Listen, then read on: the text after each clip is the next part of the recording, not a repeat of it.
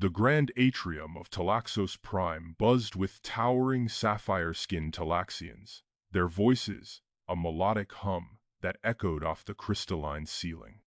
Amidst them, human envoy Donald Jackson, average height for his species, felt like a meticulously dressed shrub in a forest of ancient redwoods.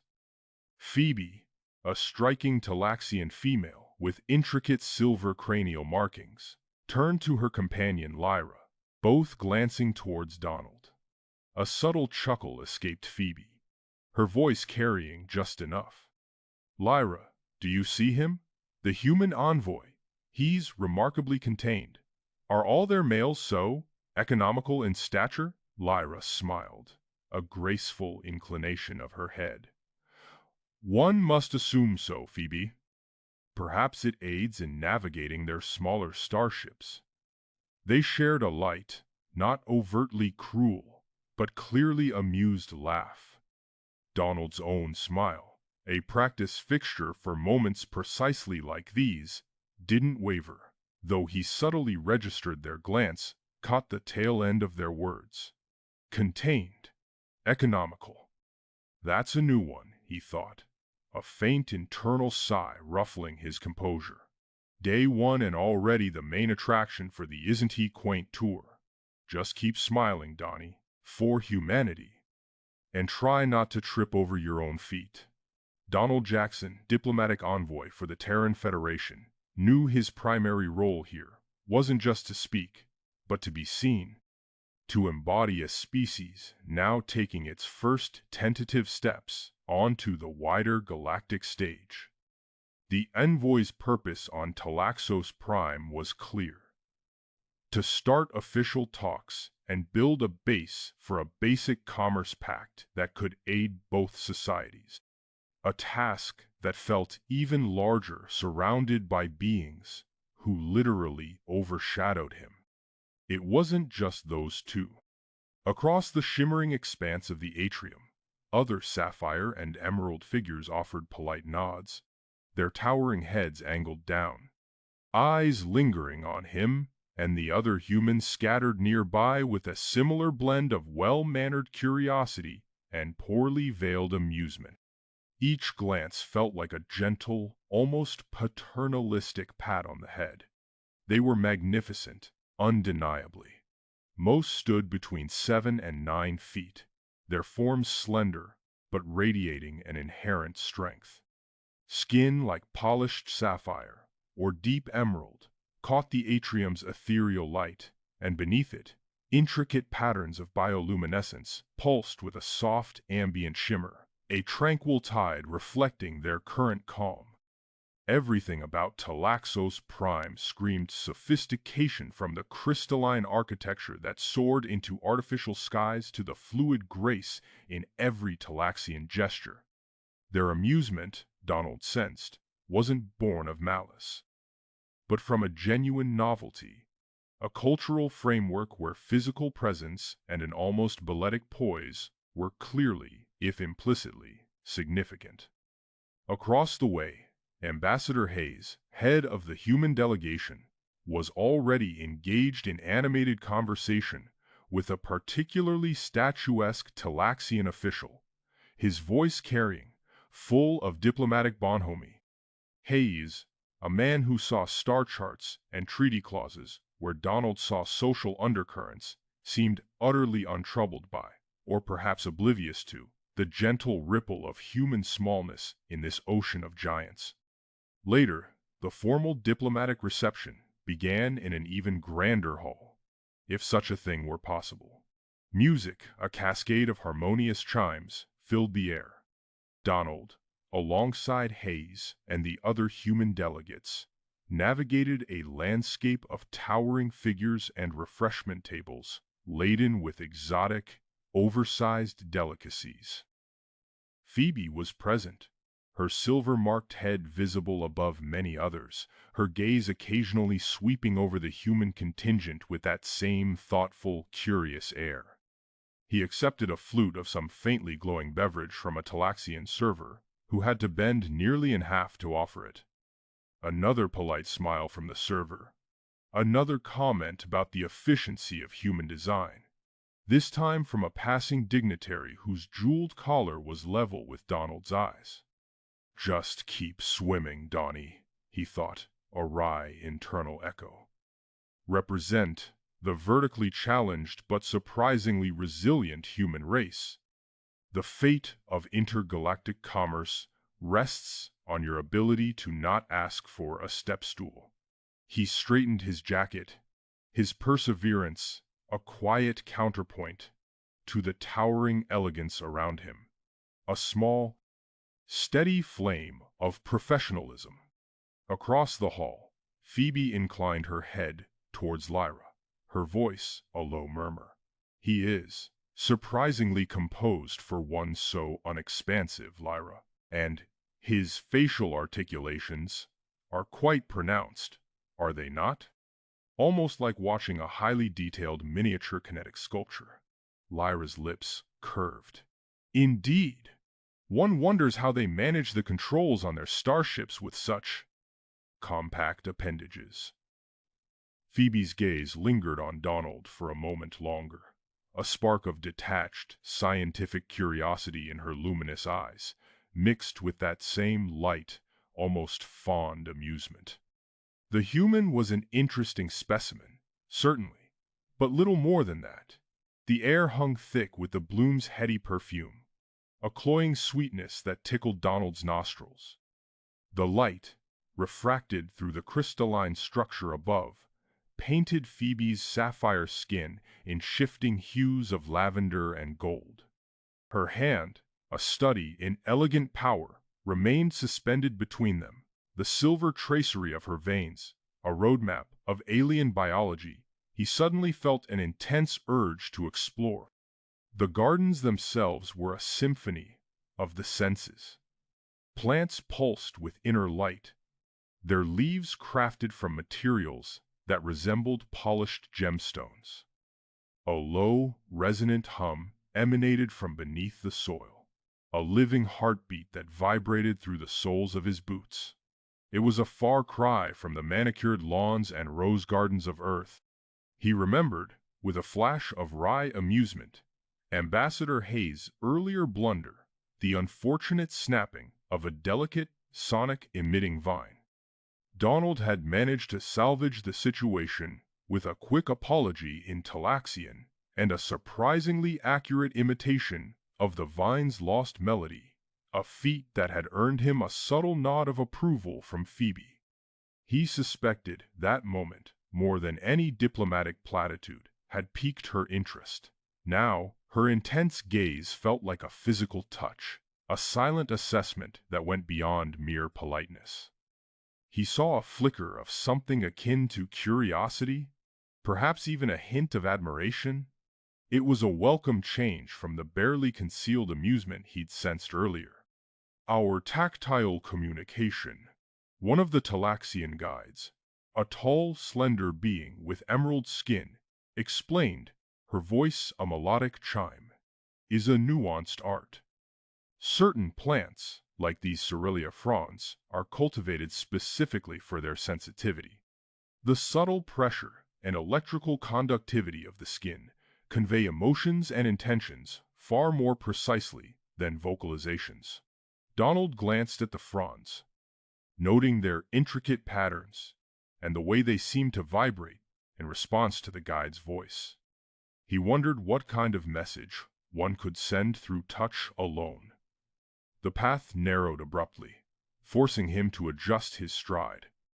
Phoebe, ever graceful, seemed to glide effortlessly, her towering form a looming presence beside him. He was acutely aware of the subtle bioluminescent patterns that danced beneath her skin, a shifting tapestry of silver and blue that seemed to mirror the play of light on the Kalar bloom. A faint, musky scent, unique and utterly alien, drifted from her, a pheromonal signature that stirred something primal within him. He was, he realized, ridiculously small. Compared to her, he was a mere speck, a fleeting anomaly in a landscape of towering grandeur. Yet, he didn't feel intimidated, intrigued perhaps, definitely aware. Envoy Jackson.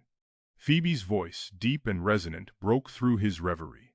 Your species relies heavily on visual and auditory cues, does it not? How sensitive are your tactile senses truly? He considered her question, choosing his words carefully. We are.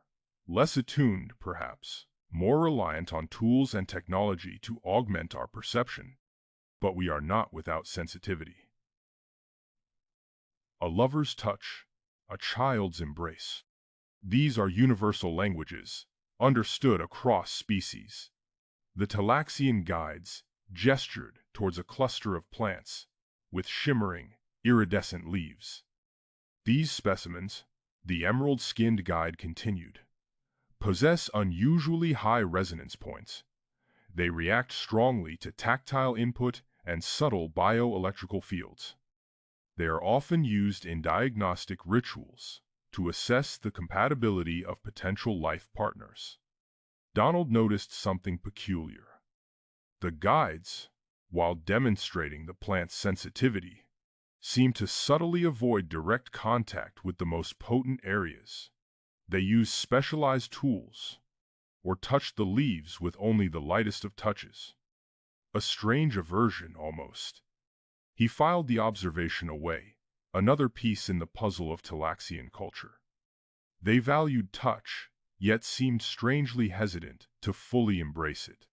One of the guides attempted to demonstrate a complex tactile communication sequence on one of the resonance point plants, a broad-leafed specimen with veins that pulsed with emerald light. But the plant only provided a subtle response, a faint flicker of luminescence. The guide frowned, a barely perceptible tightening of her facial muscles. The Sylvana is being recalcitrant today, Phoebe remarked, her voice carefully neutral. Though Donald detected a hint of amusement, or perhaps something else, something he couldn't quite decipher. The tour concluded at a raised platform, where a single, extraordinary plant stood bathed in ethereal light. It was the Kalar bloom, a specimen of unparalleled beauty, its intricate petals shimmering with every color imaginable. The air around it thrummed with a palpable energy, a silent symphony of bioelectrical frequencies. The Kalar bloom, the guide announced reverently, is said to react to specific bioelectrical frequencies, revealing the deepest truths of the soul. As Donald leaned in to examine the bloom, drawn by its mesmerizing beauty, he misjudged the distance. His hand moved forward, drawn to the delicate, shimmering petals. He was about to brush against them when, with a speed that belied her size, Phoebe reached out. Her hand, cool and smooth against the sudden heat of his own, was now poised inches from his. Their eyes met, locked in a moment of unexpected intensity. The scent of the Kalar bloom, amplified by their proximity, filled his senses. He could see the subtle pulse of light in her sapphire skin, the faint tremor in her outstretched fingers. The air crackled with unspoken tension. The touch, he knew, was imminent, contained, economical. That's a new one, Donald thought, a faint smile playing on his lips. Day one, and already the main attraction for the Isn't He Quaint tour. Just keep smiling, Donnie, for humanity, and try not to trip over your own feet. He straightened his tie, adjusting the Terran Federation emblem. Shall we continue, Ambassador Phoebe? He asked, his voice carefully neutral. Phoebe inclined her head, her sapphire skin gleaming under the atrium's crystalline lights. Indeed, Envoy Jackson. The gardens await. She gestured with a long, elegant hand towards a shimmering archway that led into a riot of alien flora. The Talaxian botanical gardens were a testament to the planet's vibrant ecosystem. Towering trees with leaves of iridescent purple cast dappled shadows on the winding paths. Strange, Melodic chirps and whistles echoed through the air, emanating from unseen creatures hidden amongst the foliage. Phoebe led the way, her stride long and graceful, while Donald and the rest of the Terran delegation struggled to keep pace. "Here," Phoebe announced, pausing before a massive, pulsating flower that dominated a small clearing. "We have the Kalar bloom. It is central to many of our cultural traditions." Donald approached cautiously, his eyes widening in fascination. The bloom was enormous, easily 10 feet in diameter, with petals that shimmered with an inner light. Its colors shifted constantly, cycling through a spectrum of blues, greens, and violets. A low, resonant hum emanated from its core, vibrating in the air. "The Kalar bloom," Phoebe explained, her voice reverent, "is said to resonate with the life force of Talaxos itself. Its pollen is essential for our reproductive cycles, and its energy is used in many of our healing rituals. Touching it is considered a sacred act." She paused, her gaze flickering to Donald. "One must be attuned to its energy before making contact."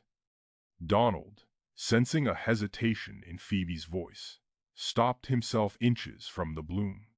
He could feel the faint warmth radiating from its petals, a gentle vibration against his skin. He glanced at Phoebe, noticing a subtle tightening of her jaw, a flicker of uncertainty in her deep blue eyes. He withdrew his hand. Phoebe seemed to exhale, a barely perceptible release of tension. She reached out to adjust a stray petal, her fingers brushing against Donald's hand. It was a fleeting, accidental touch, barely more than a graze. But the effect was instantaneous. A surge of heat coursed through Phoebe's body, starting at the point of contact and spreading rapidly outwards. Her vision blurred, and a wave of dizziness washed over her. The air around her seemed to shimmer, and the humming of the Kalar bloom intensified, resonating deep within her bones. Her silver cranial markings flared with a brilliant white light, and her sapphire skin flushed a deep, almost violet hue. Donald, startled by Phoebe's sudden stillness, stepped back. "Ambassador Phoebe?" he asked, his voice tinged with concern. "Are you all right? You've gone quite bright." He gestured vaguely at her face. Phoebe gasped, her hand flying to her throat. She felt as though 1,000 tiny suns had ignited beneath her skin. The yearning. It was a tidal wave threatening to drown her. She struggled to maintain her composure, to regain control of her racing heart and her suddenly erratic senses. I apologize, Envoy Jackson," she stammered, her voice uncharacteristically shaky. "I seem to have a pressing engagement that requires my immediate attention. Please excuse me." Without waiting for a response, Phoebe turned and strode quickly away, leaving Donald and the rest of the Terran delegation staring after her in bewildered silence. Whispers rippled through the Talaxian delegation. "Did you see her face?" one murmured. "She looked unwell." Another added, "I've never seen the ambassador leave a tour so abruptly." Speculation swirled around Donald, the human envoy, and his possible connection to Phoebe's uncharacteristic behavior. Back in her private laboratory, a sanctuary of cool, sterile light and humming machinery, Phoebe stared intently at a holographic display of human biological data. Lines of code scrolled across the screen, detailing information on bioelectrical fields, pheromonal emissions, and tactile sensory responses. She zoomed in on a diagram of the human nervous system, her brow furrowed in concentration. She replayed the moment of contact in her mind. The fleeting brush of fingers against skin. The heat, the dizziness, the overwhelming surge of something. It defied all logical explanation. Her Talaxian physiology was highly attuned to energy signatures, but nothing in her extensive research had prepared her for this. She needed more data. The comm buzzed, startling her. It was Donald Jackson. She hesitated, her fingers hovering over the accept button. Finally, she took a deep breath and answered the call. "Envoy Jackson," she said, striving for a professional tone. "To what do I owe this unexpected communication?" "Ambassador Phoebe," Donald replied, his voice calm and steady. "I was hoping to clarify a few inconsistencies in the human cultural data you presented during our initial briefing. I believe a private meeting would be most beneficial for your research." Phoebe's heart skipped a beat. He knew, or at least he suspected something was amiss. "Indeed," she said, her voice carefully measured. "A private meeting would be advantageous. I will send you the coordinates." During the meeting, held in a sterile observation room overlooking the city, Phoebe questioned Donald relentlessly about human sensory perception. "Envoy Jackson," she began, her voice cool and clinical, "can you describe the typical human response to tactile stimulation? Specifically, the transfer of bioelectrical energy through skin contact?" Donald shifted uncomfortably. "I'm not a biologist, Ambassador," he said, "but I suppose it's pleasant?" "Depending on the context, of course." Phoebe pressed on, her eyes fixed on Donald's face. "And what about emotional responses to physical contact? Do humans experience heightened sensory awareness when interacting with individuals they find compatible?" Donald raised an eyebrow, a hint of amusement in his eyes. "Compatible? Is this still about cultural data, Ambassador? Or are you conducting some kind of experiment?" Phoebe ignored his question. "For the purposes of my research," she continued, her voice unwavering, "I require a precise measurement of human bioelectrical output. Would you be willing to place your hand on this sensory analysis device?" She gestured towards a small metallic pad on the table between them. Donald hesitated, his gaze lingering on Phoebe's intense expression.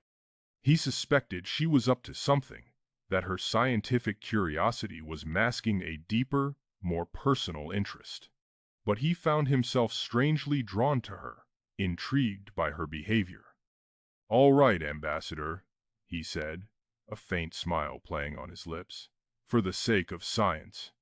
He reached out and placed his hand on the sensory analysis device. Phoebe watched him, her breath catching in her throat. She told herself it was purely for scientific purposes, that she simply needed to gather more data.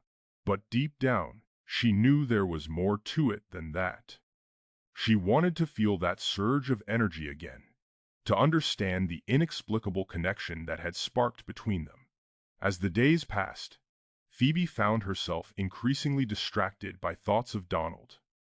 The lingering physical sensations, from the touch, the heat, the dizziness, the yearning, they haunted her waking hours and invaded her dreams. Her research suffered, her concentration wavered, and she found herself making uncharacteristic errors in her calculations.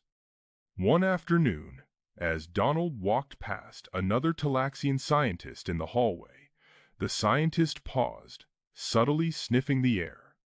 His eyes widened slightly, and he gave Donald a curious, lingering look before continuing on his way.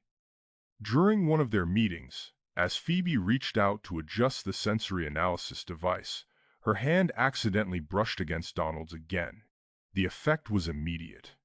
A renewed surge of emotions and physical sensations flooded through her, making it increasingly difficult for her to maintain her scientific facade. The romantic and sexual tension in the room was almost palpable. Frustrated by her lack of progress and the intensity of her feelings, Phoebe made a decision. She needed answers, and she knew where to find them. She contacted a respected Talaxian elder, a wise woman known for her knowledge of Talaxian biology and unique sensory phenomena.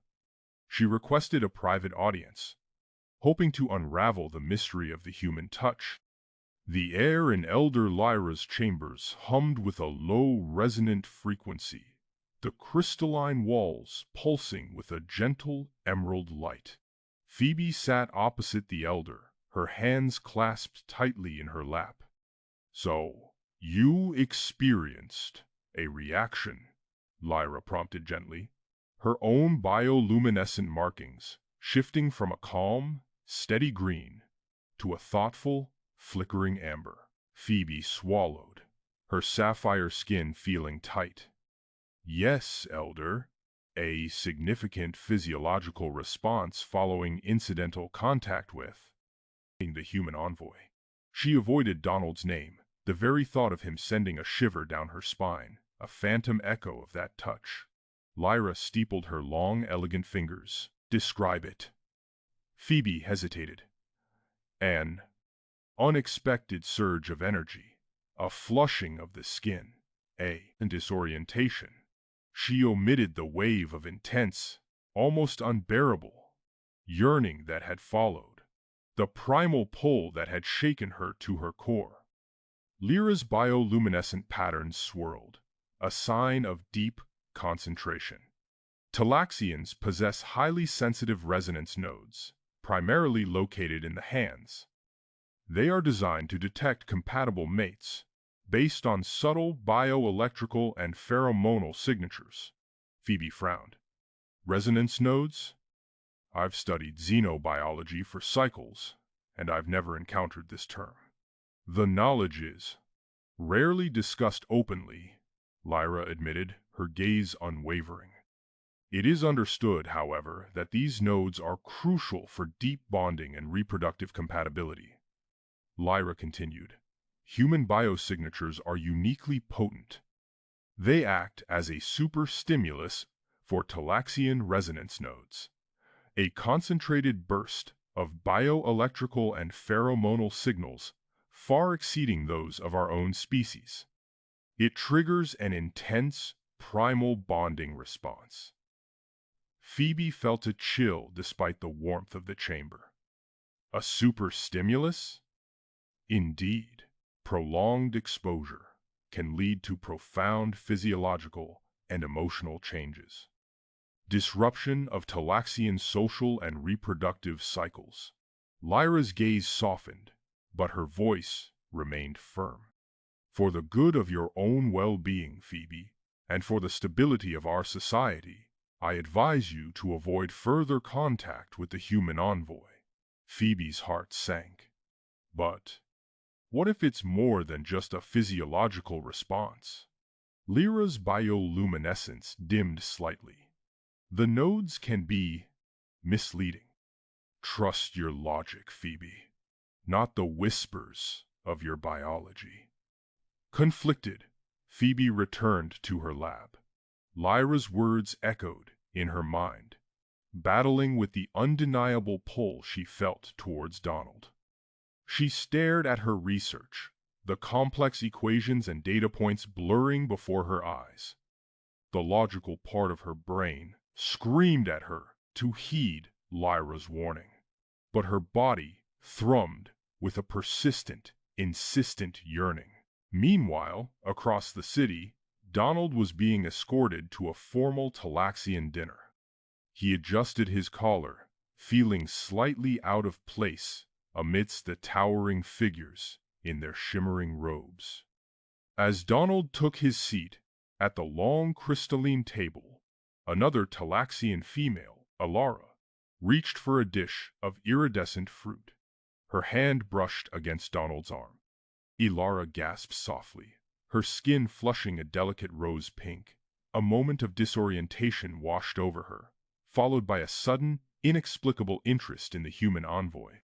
The sensation was far milder than what Phoebe had experienced, but undeniably present.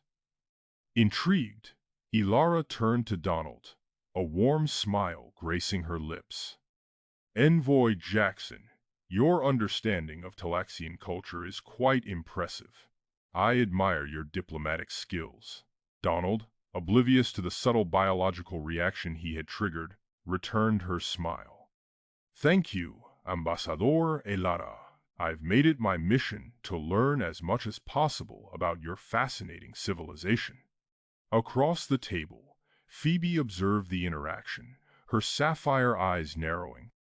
A surge of jealousy, sharp and unfamiliar, coursed through her veins. The sight of Alara's flushed skin, the sound of her admiring tone, ignited a possessiveness she hadn't known she was capable of. Later that evening, hushed reports began circulating among Talaxian medical staff. A slight, but statistically significant, decrease in Talaxian fertility rates had been observed over the past cycle. The news, initially dismissed as a statistical anomaly, quickly reached the ears of the Talaxian High Council. Concern rippled through the ranks, prompting an immediate and discreet investigation into potential causes. Phoebe, despite Lyra's warning and the growing societal implications, sat at her console, her fingers flying across the keys. She composed a coded message, her heart pounding in her chest. She knew she was playing a dangerous game, but the yearning, the jealousy, the sheer, undeniable need to understand what was happening to her drove her forward. She sent the message. Meet me. Private research. Cultural anomalies. Urgent. Donald received the message. The urgency in Phoebe's tone clear despite the coded language. He frowned, sensing something was amiss. He agreed to meet her, unaware of the growing societal concerns, the potential crisis brewing beneath the surface, and the devastating consequences their connection might unleash.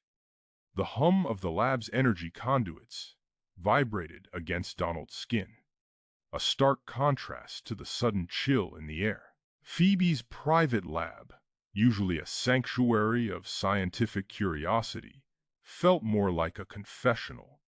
The sapphire sheen of her skin seemed muted, her bioluminescent markings barely a flicker. Elder Lyra, she warned me, Phoebe began, her voice barely a whisper. She avoided his gaze, her large hands clasped tightly before her. She said that such intense resonance could destabilize the established order, that it could be perceived as a threat. Donald's brow furrowed. A threat? How? Phoebe finally met his eyes, her expression a mixture of fear and perseverance. Our society, it values stability, predictability. This connection, it's unprecedented. Some fear what they don't understand. She paused, drawing a shaky breath. They fear you. Donald's shoulders slumped slightly. I understand, if my presence here is causing problems. No, Phoebe interrupted, her voice rising slightly. That's not what I meant. I need to consider everything. The potential dangers to Talaxian society. Donald, though a knot of concern tightened in his chest, nodded slowly. Of course. I respect that, Phoebe. Whatever you decide, I'll respect it. Even if that means maintaining a professional distance. The words tasted like ash in his mouth. Phoebe's eyes searched his, a silent plea for understanding. It's not that I want to dismiss it, Donald. The connection, it's undeniable, even if it is dangerous. She stepped closer, her voice dropping again to a near whisper. I can't simply ignore what I feel.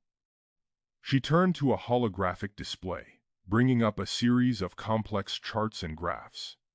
My research, it confirms the unique bioelectrical resonance between humans and Talaxians. The Kalar glands, they respond to your species in a way they rarely do to our own. She pointed to a specific graph. Look at the energy spike, it's off the charts, and the pheromonal output. It suggests a significant increase in fertility receptivity. Fertility? Donald asked, his voice infused with confusion. Yes, Phoebe confirmed, her gaze intense. The fertility crisis. It's worse than we thought. Our population is declining. This link might help to change things. Elsewhere, the Talaxian Council held a crucial meeting. The holographic image of a declining birth rate filled the chamber, a stark reminder of the looming crisis. Council member Vorkarian, a towering figure with stern features etched into his sapphire skin, smacked his head on the table. This is unacceptable! The human diplomatic mission must be suspended immediately! Their presence is clearly disrupting Talaxian biology. Another council member, Lyanna, distinct from Elder Lyra, a younger, more pragmatic figure, countered, with all due respect, Vorkarian, such a drastic measure is premature.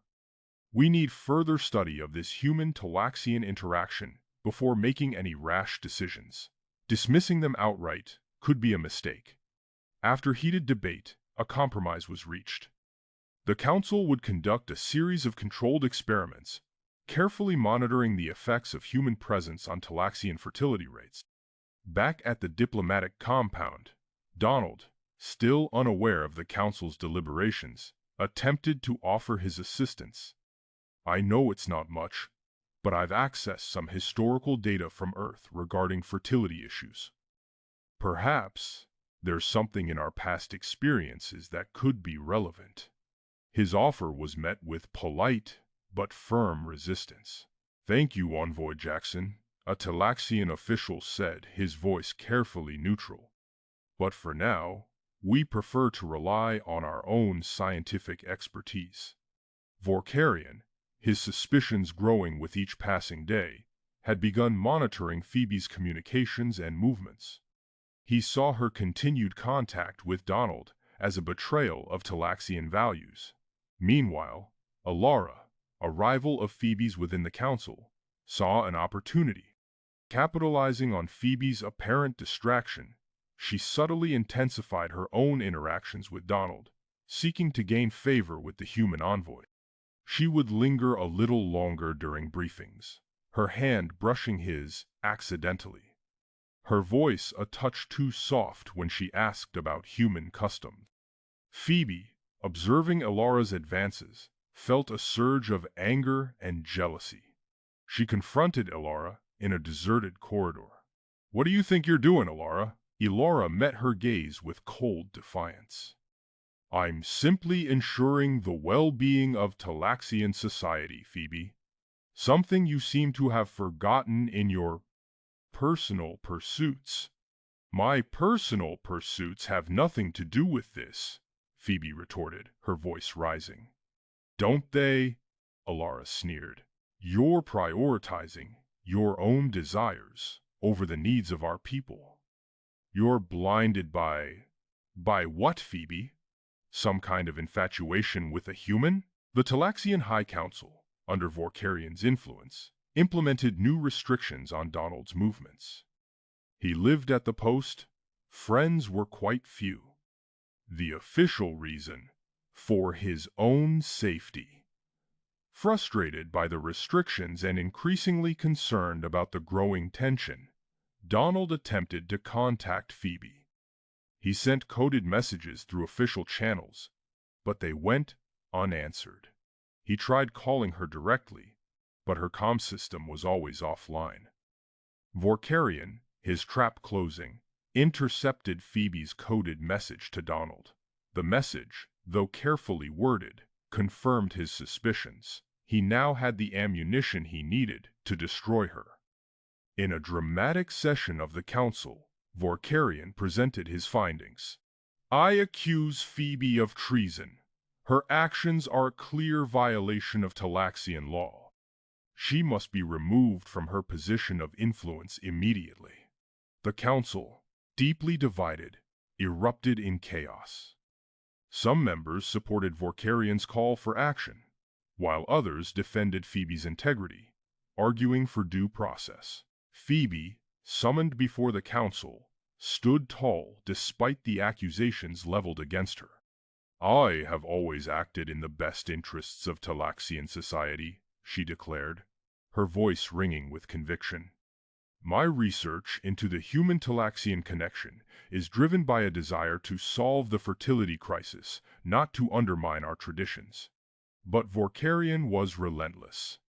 He presented the intercepted message, twisting her words to fit his narrative. The evidence, though circumstantial, was damning. In a climactic moment, the High Chancellor addressed Phoebe directly. Phoebe, you are given an ultimatum. Sever all contact with Donald Jackson and publicly denounce the human-Talaxian connection, or face severe consequences, including exile, if we can. Phoebe's sapphire eyes, usually pools of calm intelligence, now flickered with a storm of conflicting emotions. I must speak with you. Alone. The request, delivered with an unusual tremor in her voice, bypassed protocol. Council members exchanged uneasy glances, Vorkarian's gaze sharpening with undisguised suspicion. Lyra, however, nodded almost imperceptibly. The council, after a tense deliberation behind closed doors, granted the request, stipulating the meeting occur within the sterile confines of the Interspecies observation suite, a rum design, fatitetcht and elusis, not heartfelt conversation. The room was cold, the walls a clinical white. Instruments hummed quietly, monitoring vital signs that no one was currently bothering to monitor. Phoebe, towering over Donald, seemed even more immense and imposing in this environment. Donald, she began, her voice strained. The council. They have issued an ultimatum. She paused, her bioluminescent markings dimming, as if reflecting her inner turmoil. They believe our connection poses a threat to Talaxian stability, to our very health. Donald listened intently, his expression grave. He'd sensed the shift in atmosphere, the subtle hostility radiating from Vorkarian and others. They demand, Phoebe continued, her voice barely a whisper, that I sever all contact with you, immediately and permanently. They believe that only by isolating you can they safeguard our species. Donald stepped closer, his gaze unwavering. And what do you believe, Phoebe? Her luminous eyes welled with unshed tears. I do not know what to believe. I am torn. My duty to my people, against this. She gestured vaguely between them. This unprecedented thing. Donald reached out, his hand hovering near hers, but he refrained from touching. I understand, Phoebe, more than you know. If the council believes this is the only way to protect your people, I will respect your decision, even if it means ending this. The words hung in the air, heavy with unspoken longing. Phoebe's breath hitched. The strain of her internal battle was etched on her face. Suddenly, she swayed, her hand flying to her head. Phoebe? Donald reached out and caught her as her knees buckled. Before he could fully support her weight, the doors hissed open, and a Talaxian medical team rushed in, their faces grim. They quickly assessed Phoebe, their instruments beeping and whirring. Her vital signs are unstable, one of the medics announced, his voice imbued with concern. She is experiencing a severe hormonal imbalance coupled with heightened emotional stress. Her proximity to the human envoy is exacerbating the condition. Immediate separation is required, another medic stated, his gaze fixed on Donald. Continued exposure could lead to a complete system collapse. It could be life-threatening. Vorkarian, who had followed the medical team, seized the opportunity. This is precisely what I warned against. The human-Talaxian connection is demonstrably dangerous. Envoy Jackson's very presence is poisoning Ambassador Phoebe. Lyanna, pushing through the crowd, challenged Vorkarian's assertion. That is a premature and unscientific conclusion. Counselor Vorkarian. We need more data, more research, to understand the complex biological interactions at play here. The council convened again, the debate raging for hours. Finally, a vote was called on whether to permanently isolate Donald from Phoebe and all other Talaxians. The vote ended in a tie. All eyes turned to Elder Lyra, who had remained silent throughout the proceedings. Her face was etched with sorrow. She rose slowly, her voice resonating with ancient authority. I have listened to the arguments, weighed the evidence, and considered the potential consequences. With a heavy heart, I cast my vote in favor of isolation. The potential for widespread health crises, should this connection continue unchecked, is too great a risk to bear. Donald felt a wave of devastation wash over him. He had hoped. He had foolishly allowed himself to hope. He was confined to an even more restrictive section of the diplomatic compound, his movements monitored, his communications limited. He was a prisoner, not a guest. Ilara, her eyes filled with a strange mixture of pity and something else, increased her efforts to comfort him. She brought him Talaxian delicacies, engaging him in intellectual discussions, attempting to alleviate his loneliness. The Council's decision is regrettable, Envoy Jackson, she said softly, her hand lingering on his arm for a fraction longer than necessary. But perhaps in time they will see reason. Donald, though appreciative of Ilara's kindness, remained emotionally distant. His thoughts were consumed by Phoebe's well-being, by the fear that he was somehow responsible for her suffering. Phoebe, recovering slowly in isolation, secretly communicated with a sympathetic Talaxian scientist requesting further research into the biological anomaly affecting her. I must know the truth, she transmitted, her message carefully encrypted. Is this connection truly harmful, or is there something else at play? The scientist, risking her own career, delved into the data. What she discovered was both fascinating and terrifying. Ambassador Phoebe, she reported back, her voice hushed with urgency. Your body is undergoing rapid cellular changes. It is adapting to accommodate Envoy Jackson's unique biosignature. But the process is unstable. It is causing severe stress on your system. Can it be stabilized? Phoebe asked, her voice trembling. Perhaps, the scientist replied. But continuing the connection with the human, even through brief contact, could lead to irreversible genetic damage. It could unravel you. Donald, meanwhile, refused to accept his isolation. Using his knowledge of human engineering and resourcefulness, he devised a method to circumvent the Council's restrictions. He modified a discarded communication device, amplifying its signal and encoding its transmissions to bypass Talaxian surveillance. He managed to send a coded message to Phoebe, a message filled with unwavering support and a potential solution. I have been researching human medical techniques, the message read. There are methods for managing hormonal imbalances, for stabilizing cellular changes. There is hope, Phoebe. Do not give up. Vorkarian, however, was aware of Donald's attempts to circumvent the restrictions. He had been monitoring the diplomatic compound, anticipating this very move. He set a trap, hoping to catch Phoebe in a compromising situation and further discredit her, to prove once and for all the danger she posed to Talaxian society.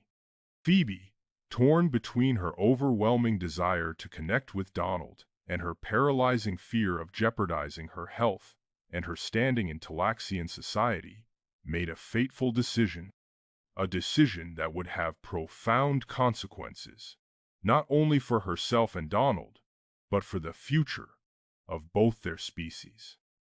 The coded message shimmered on Phoebe's datapad, a series of seemingly random botanical classifications that grid into a Terran alphanumeric sequence. Meet botanical gardens.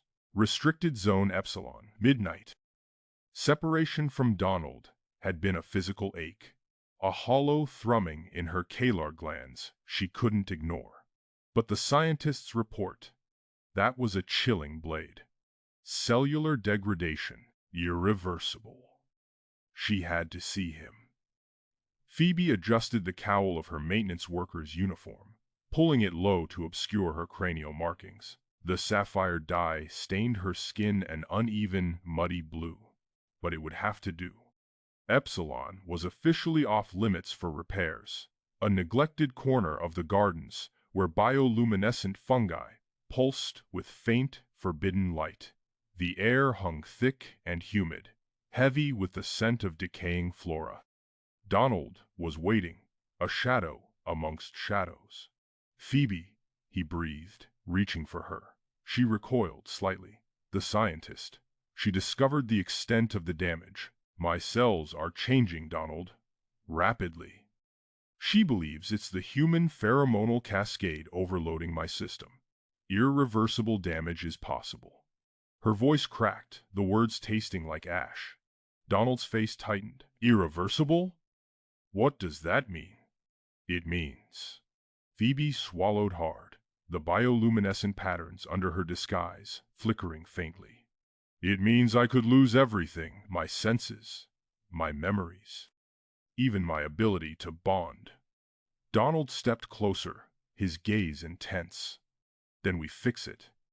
He pulled a small medical kit from beneath his tunic. "I've been researching. On Earth, we have techniques for hormonal balancing.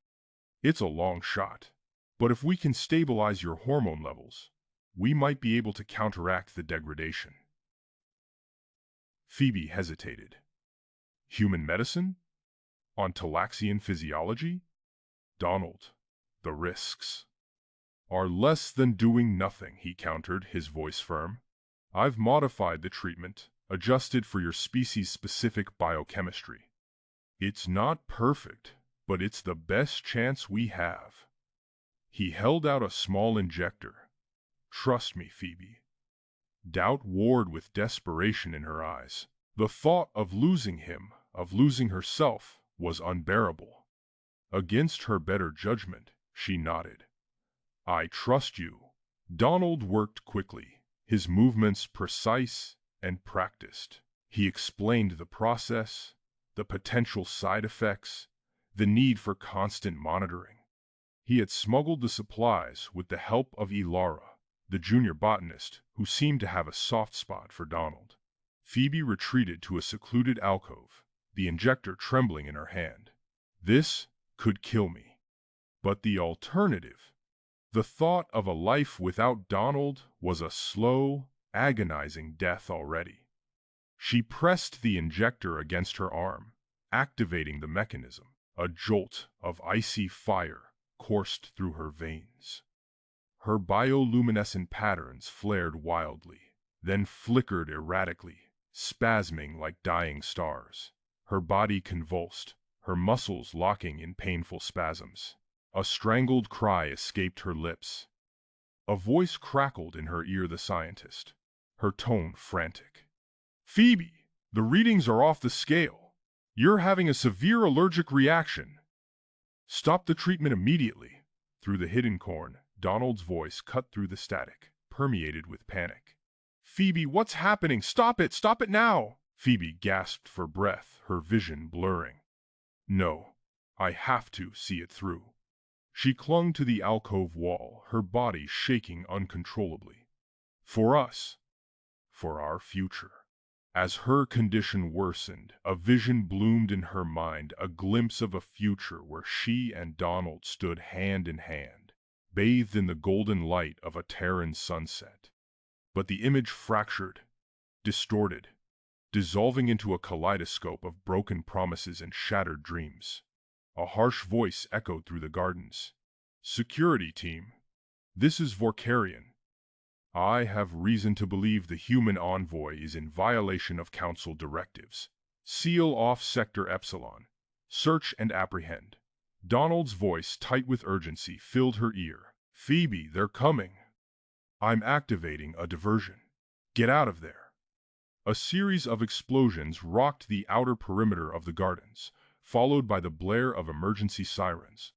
Weakened and disoriented, Phoebe stumbled through the undergrowth, her disguise slipping.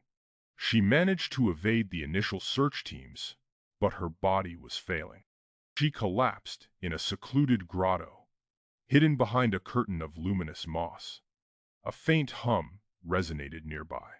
The scientist, defying the council's orders, had arrived in a cloaked transport. Phoebe, I'm here. I'm getting you out of here. Donald, his face etched with worry, paced in his quarters. He had to reach her. He activated his calm. Alara, I need your help. They've taken Phoebe.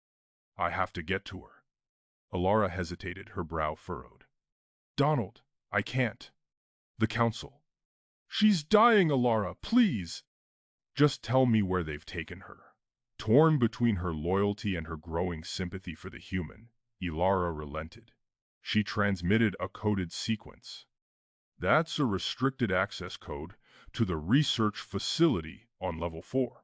But Donald, if you're caught, I have to try, he said, his voice resolute. Armed with the access code and his medical supplies, Donald prepared to infiltrate the research facility, unaware of the dangers that awaited him within its sterile, silent corridor.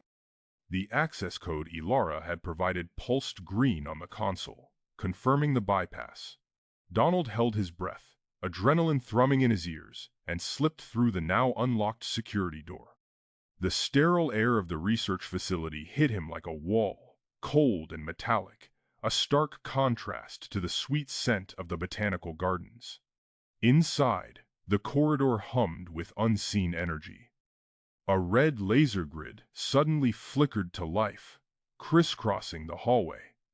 Donald ducked and weaved, relying on instinct and reflexes honed from countless hours spent navigating obstacle courses back on Earth. He spotted a maintenance panel, ripped it open, and rerouted the power, disabling the lasers just as a small hovering drone zipped around the corner. He needed to move fast. He spotted a sign for Maintenance Access Sector Gamma and darted down a side passage. The passage narrowed into a cramped maintenance tunnel, barely wide enough for him to squeeze through. Gritting his teeth, he crawled forward, the air thick with the smell of ozone and something acridly chemical. Pipes hissed with steam, and exposed wires sparked intermittently, showering him with tiny, stinging jolts.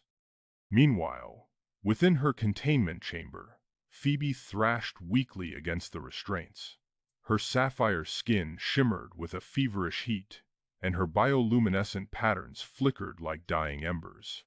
Visions assaulted her mind, fragmented memories of her childhood on Talaxos, playing in fields of luminescent flora, mixed with terrifying glimpses of a potential future.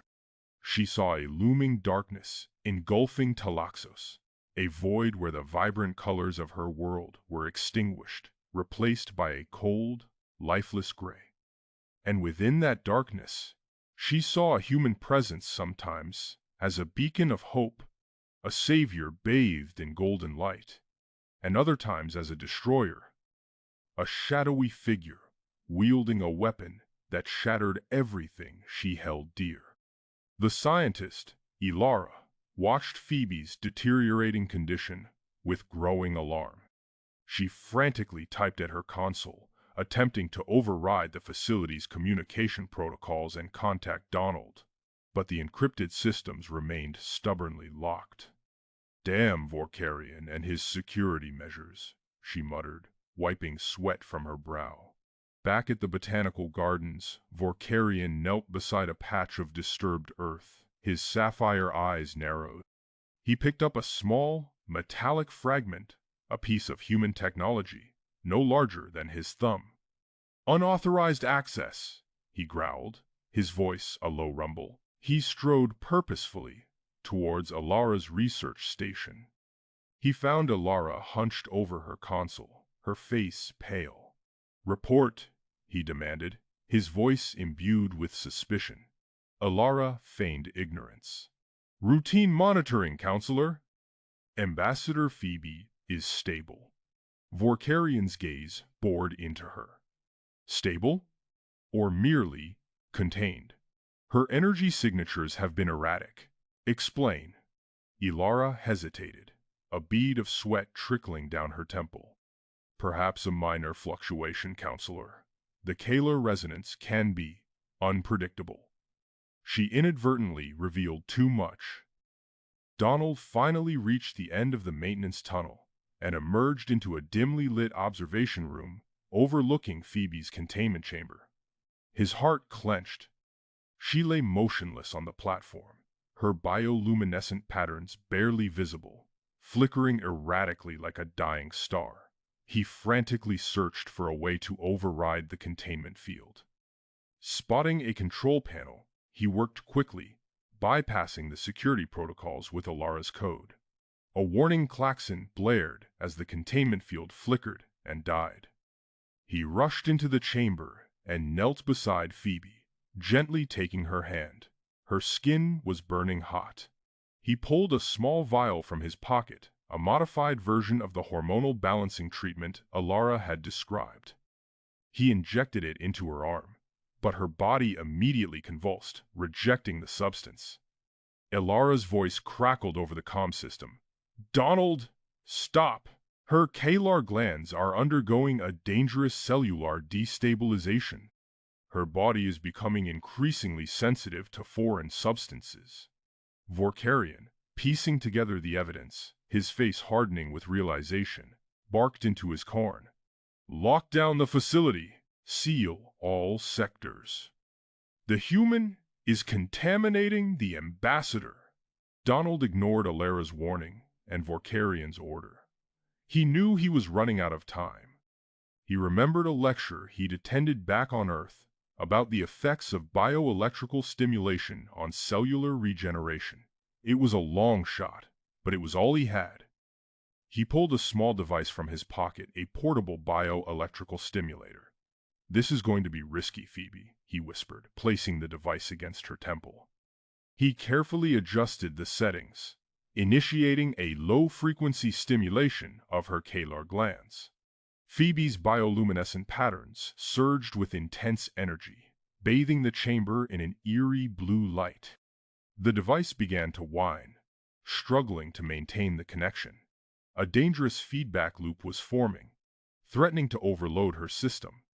Donald, drawing on his knowledge of human bioelectricity, frantically adjusted the stimulation frequency, searching for a harmonic resonance.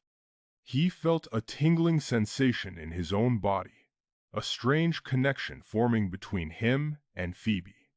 Finally, he found it, a stable frequency that seemed to calm the chaotic energy within her. Suddenly, the chamber doors swung open, and a squad of alien security rushed in, weapons raised. "Stop, human!" their leader shouted. Donald ignored them, focusing on Phoebe. He dodged a blast of energy, the heat searing his skin, and continued to administer the treatment. He had to stabilize her, at any expense. Phoebe stirred, her eyes fluttering open. She saw Donald, battered and bruised, risking his life to save her. A wave of warmth washed over her, strengthening their bond, amplifying their bioelectrical connection. "Donald," she whispered, her voice weak but clear. She reached out, channeling her own energy, assisting him in completing the treatment. A surge of power erupted from her body, disabling the security team, their weapons clattering to the floor. Vorkarian, watching the scene unfold on a monitor, his sapphire eyes blazing with fury, clenched his fist. "The human-Talaxian connection. It's more powerful than I imagined. They must be eliminated. All of them." Donald and Phoebe, weakened but alive, stumbled out of the research facility, leaving behind evidence of their actions and a growing sense of unease among the Talaxian Council. Almost immediately, Jackson's brow furrowed. That can't be a coincidence. Phoebe swayed, her sapphire skin paling despite the faint violet flush still lingering. "We need to get out of here," she breathed, her voice strained. "This facility, it's not safe." He didn't argue. Scooping her into his arms, mindful of her weakened state, Jackson carried her towards a discreet exit, a service hatch he'd noted earlier during their frantic escape. "Where are we going?" Phoebe asked, her bioluminescent markings flickering erratically across her temples. "Somewhere Vorkarian can't reach us," Jackson replied, his voice grim. "Somewhere you can rest." 1. Donald and Phoebe reached a hidden sanctuary known to Phoebe, a remote location outside the city. But Phoebe was visibly weakened. The transport skimmed across the Talaxian landscape, a blur of emerald forests and sapphire mountains. Phoebe leaned heavily against Jackson, her breathing shallow. The sanctuary was a secluded grove nestled within a towering rock formation, a place of ancient meditation for her family. But as they disembarked, the air, thick with the scent of exotic flora, did little to revive her. 2. Phoebe experienced unpredictable surges of bioluminescence and heightened emotional sensitivity as a side effect of the bioelectrical stimulation. Inside the grove, beneath the dappled light filtering through the alien trees, Phoebe collapsed onto a moss-covered stone. Her bioluminescent patterns surged and faded, a chaotic display of her inner turmoil. Tears welled in her large sapphire eyes. "It's too much, Jackson," she whispered, her voice thick with emotion. The enhancement, it's amplifying everything. My fear, my feelings for you." She reached for his hand, her touch sending a jolt of energy through both of them. 3. Vorkarian publicly accused Donald of kidnapping and endangering Phoebe, presenting fabricated evidence to the Talaxian Council. Back in the city, Vorkarian's face filled the holoscreens. His voice, amplified and resonant, echoed through the streets. "A Terran mercenary, masquerading as a diplomat, has abducted Ambassador Phoebe, subjecting her to dangerous and unauthorized experimentation. I present to the Council irrefutable evidence of his treachery." Images flashed across the screen, manipulated data logs, distorted security footage, all painting Donald as a villain. 4. The Talaxian Council, influenced by Vorkarian's presentation, orders an investigation into Donald's activities and restricts his movements. A stern-faced council representative appeared before Donald and Phoebe in the grove, flanked by 2 guards. "Envoy Jackson," she stated, her voice devoid of warmth. "By order of the Talaxian Council, you are to remain within this sanctuary. Your activities are under investigation. You are forbidden from contacting anyone outside this location." 5. Donald and Phoebe seek guidance from Alara, a respected Talaxian healer, who warns them about the potential long-term effects of the treatment on Phoebe's Kalar glands. Defying the Council's orders, Phoebe contacted Alara, a revered healer known for her wisdom and knowledge of Talaxian physiology. They met in a hidden chamber beneath Alara's ancient dwelling. Alara examined Phoebe, her touch gentle but firm. "The bioelectrical stimulation, it has awakened your Kalar glands in a way I have never seen," she said, her voice grave. "But such rapid awakening, it could have unforeseen consequences, long-term instability, even cellular damage." 6. The facility issue and Phoebe's state sparked debate in Talaxian society. Views ranged from helpful to demands for Donald to move. Word spread fast. Holo forums buzzed with heated debates.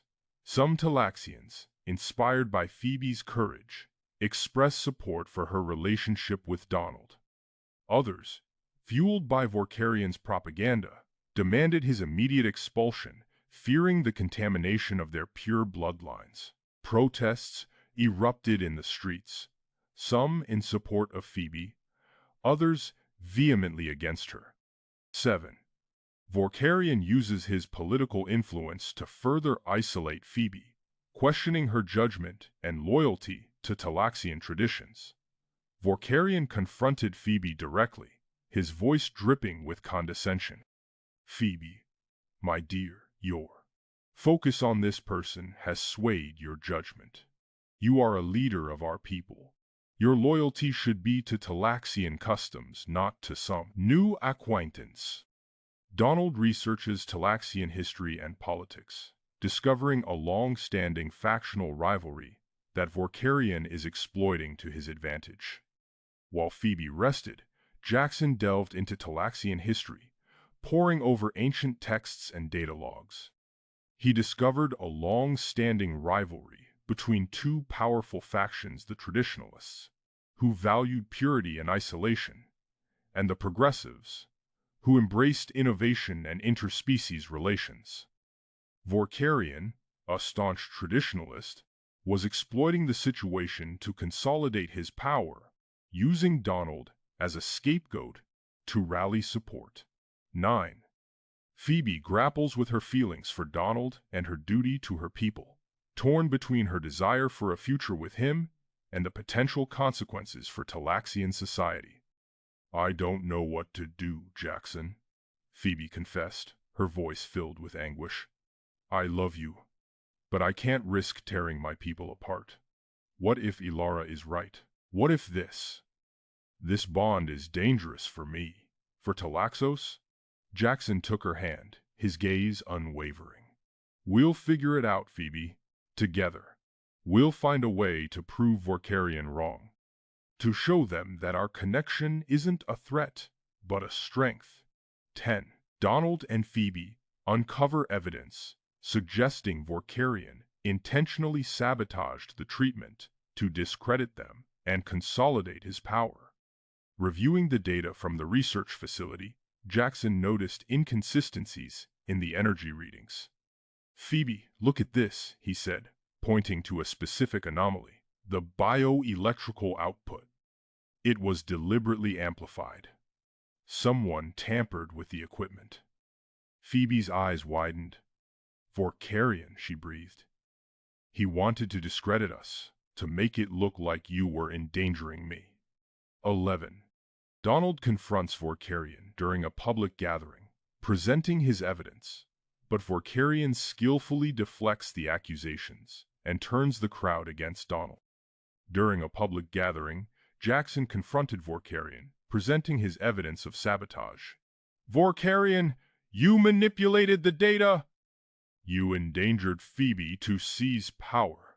Vorkarian merely smiled, his voice calm and persuasive. "Envoy Jackson, your accusations are baseless. You are a Terran, unfamiliar with our ways. You have been misled. I am merely protecting our people from your dangerous influence."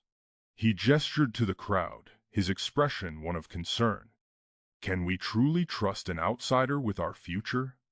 The crowd, swayed by Vorkarian's charisma, turned against Donald, their faces filled with suspicion and hostility. 12. Vorkarian challenges Phoebe's leadership position, calling for a vote of confidence that could strip her of her authority and influence. During a council session, Vorkarian formally challenged Phoebe's leadership. "Ambassador Phoebe," he declared, his voice ringing with authority, "your judgment is compromised. I call for a vote of confidence. Let the council decide if you are still fit to lead." 13. Phoebe experiences a new vision, more vivid and urgent than before, revealing a specific location where the looming darkness will strike first. Suddenly, Phoebe gasped, her body convulsing. Her bioluminescent patterns flared with blinding intensity. Images flashed through her mind, a specific location within the city, a bustling marketplace, engulfed in flames, a wave of darkness spreading like a plague. She collapsed, unconscious. 14. Phoebe, defying the Talaxian Council's restrictions, decides to publicly defend Donald and expose Vorkarian's treachery, risking her own position and safety. When she awoke, her eyes were filled with tenacity. "I know where they will strike," she said, her voice resolute. "Vorkarian is planning something terrible. I have to expose him, even if it means defying the Council. Even if it means risking everything." 15.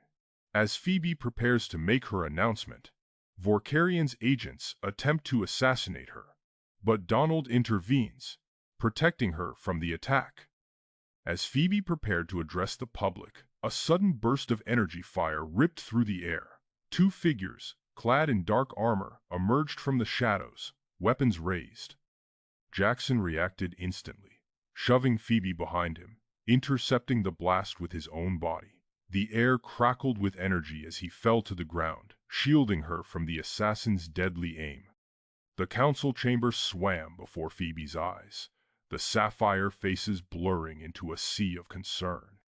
Each word spoken felt like a hammer blow against her skull. Each pulse of the chamber's energy conduits a searing brand on her skin. The vision pressed in, a swirling vortex of crimson and shadow, centered on a place she couldn't quite grasp, a feeling of impending doom so potent it threatened to shatter her very being. She gasped. A strangled sound lost in the rhythmic pronouncements of the High Chancellor, and then darkness claimed her. The last thing she saw before collapsing was Donald's face, a flicker of human worry etched upon it as he surged forward, his smaller frame a stark contrast to the towering Talaxians who also rushed to her aid. Donald knelt beside her, his hand hovering just above her skin, hesitant. He could feel the residual energy crackling in the air, a faint echo of the power that had overwhelmed her. Her bioluminescent markings were dull, almost extinguished, her breathing shallow. Vorkarian, a hulking figure with eyes like chips of obsidian, pushed his way through the crowd. "Stand aside, human. Your presence is clearly a destabilizing influence. This episode proves it. I demand Envoy Jackson's immediate removal from Talaxos Prime." A murmur rippled through the council. Vorkarian's words, infused with barely concealed venom, found fertile ground in their growing unease. Phoebe's collapse had shaken them, and the human, so different, so small, was an easy target for their fears. The High Chancellor, his face etched with concern, raised a hand. "Envoy Jackson, while we appreciate your concern for Ambassador Phoebe, Council protocol dictates." He trailed off, his gaze hardening. "Until Phoebe is back, stay put there. Your options are limited." Donald felt blue. He wanted to protest, to argue that he could help. But he saw the fear in their eyes, the suspicion. He knew that pushing back now would only make things worse. "Understood, leader," he said, his voice carefully neutral. The station felt like a managed building. The strange guards, polite but firm, reminded him of his rank. He paced the confines of his quarters, frustration building with each step. He needed to know what was happening to Phoebe, what was causing these visions, and what Vorkarian was planning. He sat at the comm console, his fingers flying across the keys, his mind racing. He knew the Talaxian communication network was impenetrable, but he also knew their infrastructure, their reliance on established systems. He remembered a discarded maintenance report detailing a redundant sub-channel used for geological surveys, a forgotten relic of a bygone era. Hours later, sweat beading on his forehead, he had it. A hidden communication channel, a whisper in the digital wind, outside the Council's control. It was risky, but it was his only option. A soft chime alerted him. A coded message. Ilara. Envoy Jackson. Phoebe's condition worsens. Visions intensifying. Kalar glands failing. Vorkarian exploit situation. Be cautious. Donald felt a cold dread grip his heart. He had to act, and fast. He opened a geological database, searching for any connection between Phoebe's visions and Talaxos Prime's landscape. The swirling crimson and shadow. What did it mean? He input the fragmented images from Ilara's message, cross-referencing them with geological surveys, mineral deposits, energy signatures. The results were inconclusive, a jumble of data points that refused to coalesce. Then, he narrowed his search, focusing on one word. Kalar. He searched for anything related to the Kalar glands, their energy source, their connection to the planet. The answer, when it came, was a jolt of understanding. A rare energy crystal found only on Talaxos Prime, known as Kalarite. It was said to amplify the natural energy of the planet, to enhance the Kalar resonance. He contacted Lyra, Phoebe's friend, through the hidden channel. Her voice was hushed, imbued with fear. Envoy Jackson, I don't know who to trust anymore. Vorkarian. He's changed. He's always been ambitious, but now. Lyra, I need your help. I need information about Vorkarian's activities. Anything unusual, especially anything related to Kalarite. A long silence. I can try. But if I'm discovered? I understand the risk, Donald said, his voice low. But Phoebe's life may depend on it. The next day, Lyra's message arrived, brief and to the point. Vorkarian acquiring Kalarite mines. Significant stockpile. Details follow. Donald felt a knot of dread tighten in his stomach. Vorkarian wasn't just exploiting the situation. He was actively manipulating it. But why? The answer came sooner than he expected. Vorkarian, his image magnified on every screen across Talaxos Prime, addressed the populace. My fellow Talaxians, he boomed, his voice resonating with false sincerity. We face an unprecedented energy crisis. Our reserves are dwindling. Our future is uncertain. But I bring you hope. I have discovered a way to harness the power of Kalarite, to unlock its boundless energy and secure a prosperous future for all. The image shifted, showing diagrams of complex machinery, glowing crystals, and promises of unlimited power. Vorkarian, the savior of Talaxos Prime. The Talaxian public was divided. Some hailed Vorkarian as a visionary, a leader who would guide them through the darkness.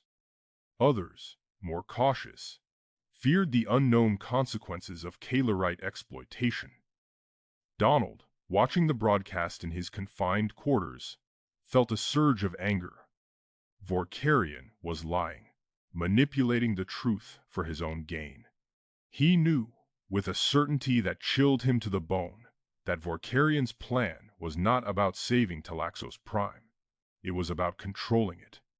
He reviewed the diagrams, analyzing the energy harnessing process, searching for the flaw, the hidden danger. And then, he saw it.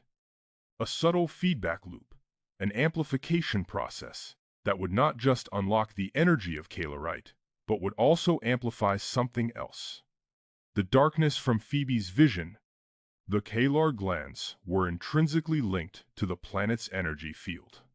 Vorkarian's plan would overload the system, creating a planetary catastrophe of unimaginable proportions. He had to warn them. He had to stop him. Phoebe, despite her weakened state, insisted on making a public address. She appeared on the screen, her face pale, her voice frail, but her eyes burning with conviction. Talaxians, she said, her voice trembling slightly, I have seen a vision of darkness, a future of destruction. Vorkarian's plan, it will unleash forces we cannot control. We must be cautious. We must investigate further. Her words were barely out before the screen went dark. Static filled the air, followed by Vorkarian's smooth, reassuring voice. My fellow Talaxians, I apologize for that. Unfortunate interruption. Ambassador Phoebe is unwell, suffering from delusions. Her judgment is impaired. Do not be swayed by her fears. Trust in my plan. Trust in Kalerite. Trust in me. Donald hit his fist against the console in frustration. Vorkarian had silenced her, controlled the narrative, cemented his position as the planet's savior. He returned to the vision, studying the fragmented images, searching for a clue, a location, anything that could help him pinpoint the source of the impending crisis. And then he saw it. A subtle geological marker, a unique rock formation, a pattern of energy conduits, all converging on a single location. The Crimson Vein, one of the largest Kalerite mines on Talaxos Prime. He contacted Lyra. I need transport, Lyra. Something small, discreet. I need to reach the Eastern Zone. Envoy Jackson, that's restricted. The Council limits your official travel, and the zone. It's heavily guarded. I know the risks, Donald said, but I have to go.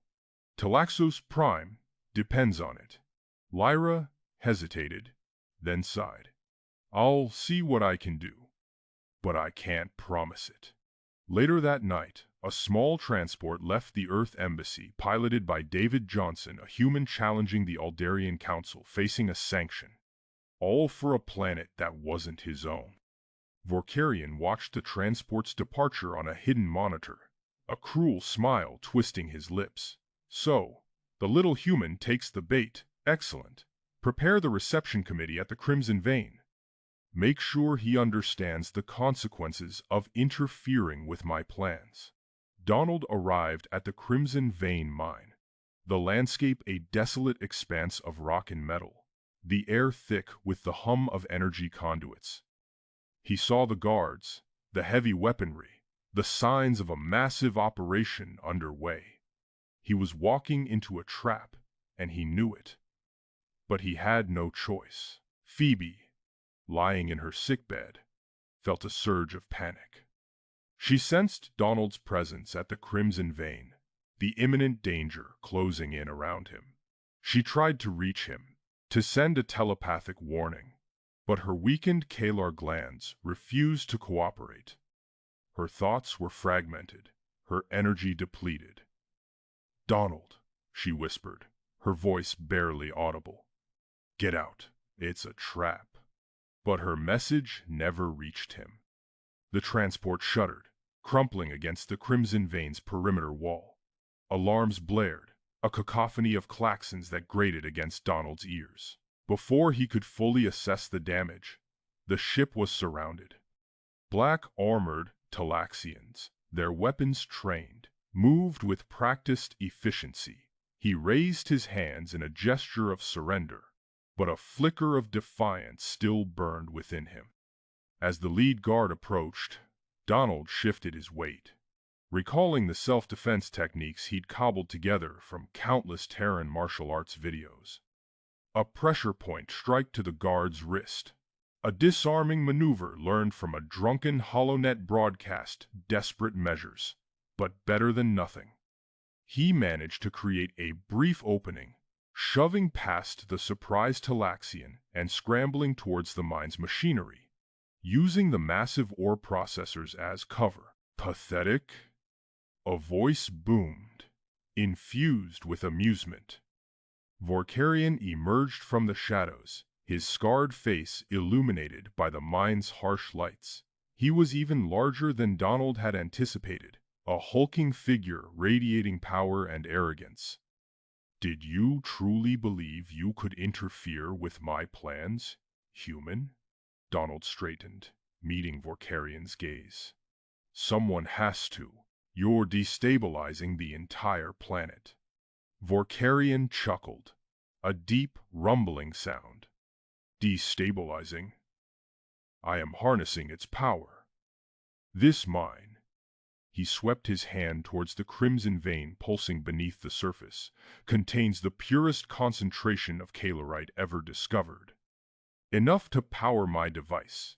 Enough to reshape Talaxos as I see fit. Back in her quarters, Phoebe paced, her sapphire skin shimmering with barely suppressed energy. The Talaxian Council's orders to remain confined, to allow the situation to dedication itself, felt like a cage. She gripped the energy pistol at her side, her calar glands throbbing with a painful intensity.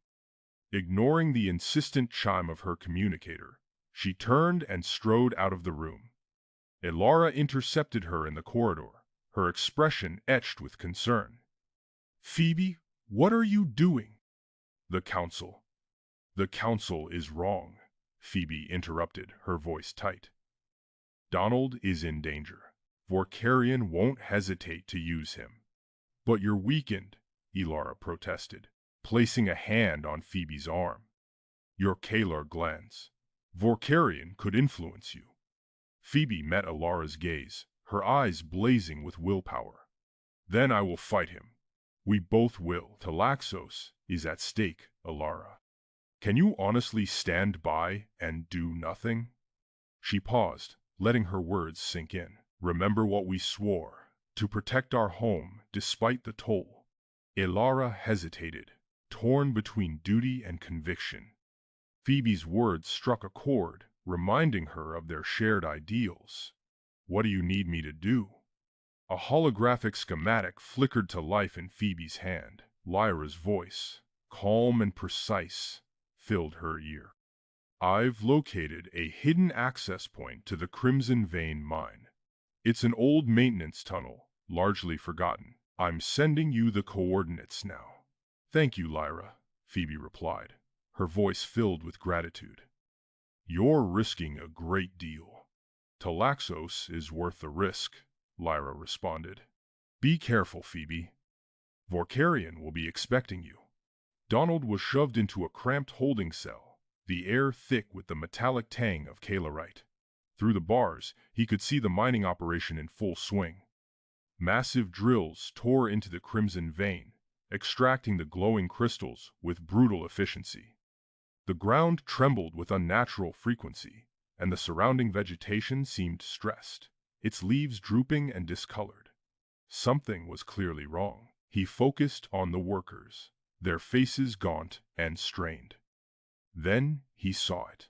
A massive sonic device, humming with barely held back energy, connected directly to the calarite vein. Technicians in protective suits adjusted its settings, oblivious to the danger. Donald's mind raced. A modified sonic device, amplifying the calarite energy. He realized with growing horror that Vorkarian wasn't just harnessing the calarite, he was accelerating the planetary crisis. Phoebe and Elara reached the hidden entrance, a narrow fissure in the rock face concealed behind a cluster of overgrown vines. As they approached, automated turrets emerged from the shadows, their energy weapons whirring to life. A shimmering energy barrier blocked their path. "Vorkarian was thorough," Elara muttered, raising her weapon. Phoebe closed her eyes, focusing her empathic abilities. She reached out, sensing the energy flow of the security system, feeling its intricate patterns and subtle vulnerabilities. "There," she said, pointing to a specific point on the energy barrier. A harmonic resonance disruption targeted with a focused energy burst. Elara hesitated, then followed Phoebe's instructions. She fired a precise shot at the designated point. The energy barrier flickered and died, the turrets falling silent. The surveillance screens in Vorkarian's control room flickered and died, replaced by static. A curse escaped his lips. "Lyra," he growled, "that meddling." He smacked his fist on the control panel. Increase the mine's defenses. Seal off all access points. She's coming. Phoebe and Alara reached Donald's cell. He looked battered, but defiant. Phoebe, he breathed, relief flooding his features. Before they could react, Vorkarion and his elite guards appeared, blocking their escape route. The guards' weapons glowed with an ominous crimson light, enhanced with Kalerite energy. So, the lovesick fool comes to rescue her pet, Vorkarion sneered, his gaze fixed on Phoebe. I expected more from you. He gestured to one of his guards, who shoved Donald forward. Vorkarion pressed the muzzle of his Kalerite-enhanced weapon against Donald's temple. Pledge your allegiance to me, Phoebe. Support my plan, or watch him die. Phoebe's eyes flashed with defiance. I will never betray my principles, Vorkarion. I will never support your madness. Her voice was firm, unwavering, and I will never abandon him. As Vorkarion prepared to fire, a violent tremor shook the mine. Dust rained down from the ceiling. A deep, guttural groan echoed through the tunnels. A fissure opened in the Kalerite vein, unleashing a surge of raw, unstable energy that crackled through the air. The tremor intensified, a deep, guttural groan resonating through the Kalerite mine. Dust rained down, stinging Donald's eyes. A section of the tunnel ceiling buckled, then gave way with a deafening roar, cascading rock and debris that slammed into the passage, separating him from Vorkarion and his guards in a choking cloud of dust. Through the settling haze, Donald heard the sounds of the firefight erupt. Ilara's distinctive battle cries, the sharp crackle of energy weapons. He couldn't see anything. The air thick with pulverized rock. He coughed, trying to clear his lungs, the metallic tang of Kalerite dust coating his tongue. A figure materialized through the gloom. Phoebe, her sapphire skin dusted with gray, her expression a mask of fierce purpose. Her bioluminescent markings pulsed erratically, a frantic dance of silver across her brow. The unstable Kalerite energy was clearly affecting her. He could practically feel the pain radiating from her, a sharp, empathic sting. Yet, she moved with purpose, her eyes locked on him. "Donald," she shouted, her voice strained, barely audible above the rumbling of the mine. He tried to move towards her, but his legs snagged on a fallen beam, trapped. As Phoebe fought her way closer, Donald focused on the rhythmic throbbing that permeated the mine. It wasn't just the tremors. There was a distinct, artificial pulse, layered beneath the natural vibrations, a sonic resonance that seemed to be weakening the very structure of the rock. He squinted, trying to pinpoint the source. The sonic device. Vorkarion was using it to destabilize the Kalerite vein, but it was also making the entire mine collapse. "Phoebe!" he yelled, pointing towards the source of the pulsing, a dark recess further down the tunnel. He mimed a cracking motion with his hands, trying to convey the danger. His Talaxian was rudimentary at best, but he hoped she understood. She did. Her eyes widened, her bioluminescent patterns flaring again, this time with alarm. She nodded, understanding flashing across her face. She turned to move towards the device, but Vorkarion materialized from the shadows, blocking her path. He was larger than Donald remembered, his eyes burning with manic energy. He moved with unnatural speed, his Kalerite-enhanced weaponry crackling with power. He grabbed Phoebe, his grip like a vice. "Foolish girl," Vorkarion hissed, his voice amplified by a modulator on his wrist. "You cannot stop me. With the amplified Kalerite, I will seize control of Talaxian society. They will bow before my power." Donald, adrenaline surging, ripped a jagged piece of rock from the rubble. It was a pathetic weapon, but it was all he had. He hurled it at Vorkarion, yelling to distract him. The rock struck Vorkarion's arm, momentarily disrupting his hold on Phoebe. It wasn't much, but it was enough. Phoebe, seizing the opportunity, unleashed a wave of empathic energy, targeting Vorkarion's Kalerite amplifiers. The devices sputtered, flickered, and died, spitting sparks. Vorkarion roared in frustration. Ilara, hearing the commotion, charged into the fray, engaging Vorkarion in a fierce hand-to-hand battle, her movements a blur of lethal grace. She was protecting Phoebe, giving her time, but time was running out. The sonic pulses were intensifying, the mind groaning in protest. Donald knew they couldn't win a prolonged fight. The mine would collapse on them all. He had to do something. He focused on the sonic device, the pattern of its pulses. A crazy idea formed in his mind, a desperate gamble. "Phoebe," he shouted, pointing at the device again. "Feedback. We need to create a feedback loop. Overload it." He knew it was a long shot. He was asking her to manipulate Talaxian energy systems in a way that probably violated every principle of their science. But he had no other choice. He gestured frantically, trying to explain his plan, relying on her knowledge of Kalerite energy and his rudimentary understanding of electronics. He showed her how to redirect the energy flow, creating a self-amplifying surge that would either disable the device or destroy the entire mine. Phoebe hesitated, her face etched with doubt. The risk was immense. But she saw the desperation in Donald's eyes, the unwavering tenacity. She trusted him. "I understand," she said, her voice barely a whisper. Despite her weakened state, she moved with purpose, her hands glowing with faint sapphire light. She worked quickly, rerouting energy conduits, creating the feedback loop. The air crackled with power, the Kalerite energy building to a dangerous crescendo. The mine shook violently.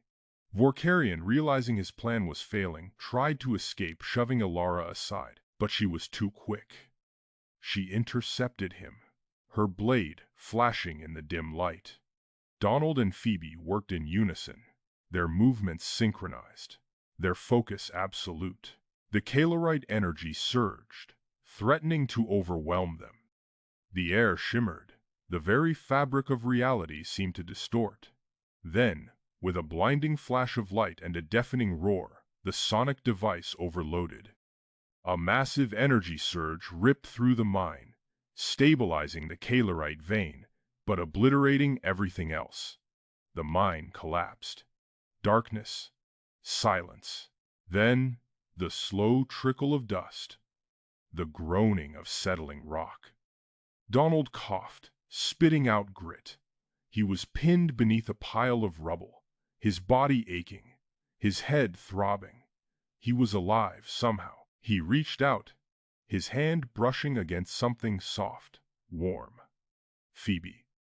"Phoebe?" he croaked. "I am here," she replied, her voice weak but steady. "Ilara?" "Alive," came a muffled response. They were trapped, buried alive, but they were alive. As Phoebe shifted, trying to free herself, she gasped, "Donald, your skin." He looked down at his arm. In the dim light, filtering through the cracks in the rubble, his skin was faintly glowing with a sapphire hue, mirroring Phoebe's. The Kalerite exposure. It was affecting him. Before he could process the implications, Ilara spoke, her voice grim. "The energy surge. It has triggered similar Kalerite instability across Talaxos Prime. The entire planet is affected." Donald's blood ran cold. He had feared this. Vorkarion hadn't just wanted to control the mine. He had wanted to destabilize the entire planet. He looked at Phoebe, her eyes wide with fear and dawning realization. Their bond, forged in danger and strengthened by shared purpose, was now intertwined with the fate of Talaxos Prime. He reached for her hand, their fingers interlacing. Their bioluminescent patterns pulsed in unison, a silent promise, a shared willpower. Vorkarian had escaped. He was out there, somewhere, ready to exploit the planetary Kalerite instability for his own gain. And they were trapped, buried beneath tons of rock. But they were alive, and they would stop him. The dust swirled, thick and acrid, stinging Donald's eyes even through his protective goggles. The groaning of twisted metal and settling rock echoed around them, punctuated by the desperate cries of injured miners. The air thrummed with residual Kalerite energy, a sickly sweet metallic tang clinging to his tongue. Phoebe, despite a visible limp, barked orders with crisp authority, her sapphire skin smudged with grime. Reroute power to Sector 4. Prioritize extraction of the wounded. Donald, feeling a strange hum beneath his skin, moved to assist a miner trapped beneath a fallen support beam. Hish Shanshesh felt sharper. The faint bioluminescent patterns on Phoebe's face seemed brighter, the cries of the injured more distinct. He gripped the beam, surprised by its relative lightness. With a grunt, he heaved, the metal screeching as it shifted just enough for a Talaxian medic to pull the miner free. Ilara strode towards them, her expression grim. Vorkarian has used the chaos. A planet-wide broadcast. She held up her wrist-mounted comm. He blames the Terran Federation, claims we deliberately destabilized the Kalerite core to seize control of Talaxian resources. He's calling for a rebellion. The effect was immediate. As they helped transport the injured towards the surface, the atmosphere shifted. Glances turned hostile. Murmurs grew louder. Donald overheard snippets of conversation. Terran treachery. Kalerite sickness. Vorkarian speaks the truth. As they emerged from the mine entrance, they were met with a throng of angry Talaxians. Faces contorted with rage, they surged forward, blocking the path to the medical transport. "Murderers!" someone yelled. "Terran deceivers!" Donald stepped forward, raising his hands in a gesture of peace. "Please, listen, we're here to help. Vorkarian is manipulating you." He switched to Talaxian, his linguistic training kicking in. "We are allies. We want to heal your people, not harm them." His words were met with stony silence, then a fresh wave of jeers. A rock whizzed past his head. Ilara moved in front of them, her voice booming with authority. "Enough."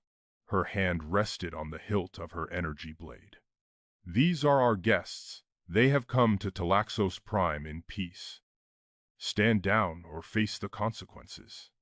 Her reputation as a fierce warrior held sway, but only barely. The crowd hesitated, their anger simmering just below the surface. "We need to move now," Ilara said, her voice low. "I can't hold them back for long." She shoved Donald and Phoebe towards a waiting transport, its engine already humming. They reached a secure location, a small shielded research lab, and Ilara sealed the doors. Phoebe immediately began tending to her own injuries, her movements tight with suppressed fury. Donald, his heart still pounding, replayed Vorkarian's broadcast. The image flickered on the screen. Vorkarian's face, gaunt and pale, his eyes burning with fanaticism. "He's not just stirring up unrest," Donald said, his voice tight. "He's amplifying the fear, the paranoia." Phoebe activated a series of holographic displays, analyzing the Kalerite energy signatures within the broadcast. "He's using the network, adjusting the harmonic balance. He's causing interference," Donald said, his mind racing. "Setting the people against each other, disrupting their whole community. Phoebe nodded gravely. It's ingenious and incredibly dangerous. Disrupting the feedback loop could have unpredictable consequences. The entire Kalerite network could collapse. We have to try, Donald said, his gaze meeting Phoebe's. We can't let him tear your world apart. He paused, then added, My exposure to the Kalerite energy. It's different. I think I can use it. Enter the network. Disrupt Vorkarian's influence. Phoebe's sapphire eyes widened, her bioluminescent patterns flaring with concern. Donald, no, it's too dangerous. The Kalerite network is unpredictable. For a human, it could be fatal. It's our best chance, Phoebe, Donald insisted, his voice firm. We can't fight him with weapons. We have to fight him in the network. Alara stepped forward. I will go with him. I can provide protection, guidance. Phoebe hesitated, her internal conflict visible in the shifting patterns on her skin. Very well, but be careful.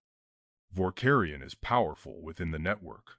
As they prepared, Donald closed his eyes, focusing on the Kalerite energy flowing through him. Suddenly, a vision flooded his mind.